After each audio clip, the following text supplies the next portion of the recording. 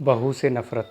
Mummy, मैं कह रहा हूँ ना, मैं सिया से ही शादी करूँगा, अन्यथा मैं ज़िंदगी भर कुंवारा रह जाऊँगा और यह मेरा अंतिम निर्णय है। अब इस विषय पर मैं आपसे आगे बहस नहीं करूँगा।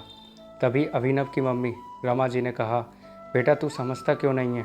हमने तेरे सामने सिया की जन्म कुंडली पंडित जी को दिखाई थी ना, और उन्होंने सिया की कुंडली में मांगलिक दोष बताया है। अब तू बता, सब कुछ पता होते हुए भी हम तेरी शादी एक मांगलिक लड़की से कैसे कर दें? तू जानता नहीं कि मांगलिक दोष वाले की जीवन साथी की मौत जल्दी हो जाया करती है, इसलिए तुझे मैं समझा रही हूँ, तू भूल जा सिया को। रमा जी ने अभिनव को बहुत समझाया, पर अभिनव का कहना था कि जब मैंने सिया से प्यार किया था, तब मैंने उसके साथ प्यार करते हुए जन्म कुंडली का मिलान तो नहीं किया था, और ना ही मैं इन मिलानों को मानता हूँ। इसलिए अब बस मैं शादी करूँगा तो सिर्फ सिया से और किसी से नहीं, और यह मेरा आखिरी फैसला है। आखिर रमा जी को अपने बेटे की जिद के आगे झुकना पड़ा, और पंडित जी के द्वारा बताए गए अनुसार सिया के मंगल दोष को दूर करने के लिए अभिनव के साथ शादी करने से पहले सिया की शादी एक पेड़ के साथ करवाई गई, और उसके बाद सिया ने अभिनव से शादी करी।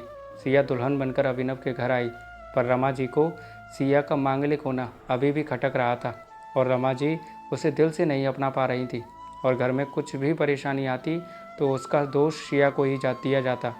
लेकिन सिया पढ़ी लिखी संस्कारी लड़की थी, और वह अपनी सासू माँ से मिले इन बेवजह आरोपों को अपने दिल से बिल्कुल भी नहीं लगाती थी, और ऐसे ही ससुराल में उसके दिन कट रहे थे। एक दिन अभिनव ऑफिस से जल्दी घर आ जाता है। तब रमा जी ने उससे पूछा, बेटा आज जल्दी कैसे आ गया?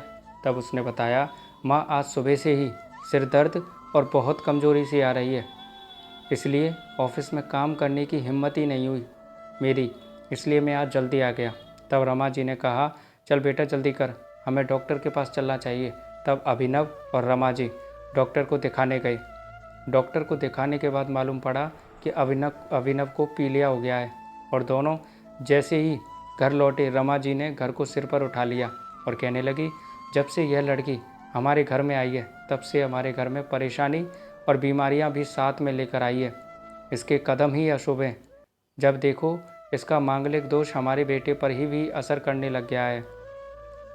कल को अगर मेरी बेटी को कुछ हो गया तो कौन जिम्मेदार होगा? तभी सिया ने कहा, मम्मी जी प्लीज़, और कितना नीचा दिखाएंगी आप मुझे? आज तक मैं चुप रही क्योंकि पापा ने यही सिखाया था कि बड़ों के आगे ससुराल में जवाब मत देना, पर आज तो आपने हद ही कर दी है। अगर मैं आज नहीं बोली तो ज़िंदगी भर खुद को माफ़ नहीं कर पाऊंगी। मम्मी जी, अगर आप पंडित जी पर भरोसा नहीं करती थी तो उनके कहे अनुसार आपने सारी मांगलिक दोष निवारण की विधि क्यों करवाई? क्यों पहले आपने मेरी पेड़ से शादी करवाई? दोष मेरा मांगलिक होना नहीं है, बल्कि दोष तो मेरा आपकी बहू होना है, क्योंकि घर में आने जाने अनजाने में कुछ भी परेशानी आती है उसको आप मुझसे ही जोड़ देती हैं। और जब कोई सासू अपनी बहू से सिर्फ नफरत कर रही होती है, तब यह बहू दोष बेटे बहू को नहीं, पूरे परिवार को परेशानी में डाल देता है। और इस बहू दोष से मुक्ति भी सिर्फ सास ही दिलवा सकती है। बहू को अपनी बहू माने, उसे दिल से अपनाएं, उसे भी सम्मान दे, और यह महसूस कराएं कि वह भी इस परिवार का सदस्य है। नहीं तो बहू दोष मांगलिक दोष से भी ज़्यादा पीड़ादायक हो जाता है।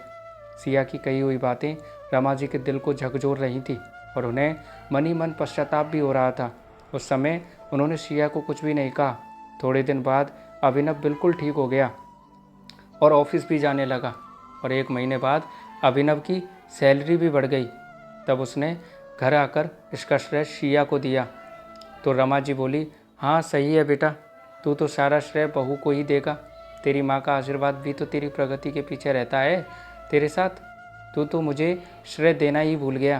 तब अभिनव ने कहा, माँ इस बार सिया का मांगलिक दोष मुझ पर और ना ही मेरी तरक्की पर नहीं लगा। और माँ, जब हम बुरी परेशानियों का श्रेय सिया को देते हैं तो अच्छे कामों का श्रेय भी तो सिया को ही देना चाहिए।